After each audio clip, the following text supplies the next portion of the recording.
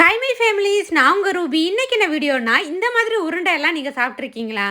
ஆமாங்க, இது உடம்புக்கு ரொம்பவே ஹெல்த்தியான எள்ளு உருண்டை தான். எள்ளு முட்டாயெல்லாம் சாப்பிட்ருப்போம், அதே டேஸ்ட் தாங்க இதுலயும் இருக்கும். எள்ளை சூடாக வறுத்து பவுடர் பண்ணி அதில் கொஞ்சம் நெய் ஊற்றி வெல்லமும் சேர்த்து நல்லா சூடாக இருக்கும் போதே உருண்டை பிடிச்சி வச்சுக்கிட்டா இந்த மாதிரி எள்ளு உருண்டை ரெடி ஆயிரும்.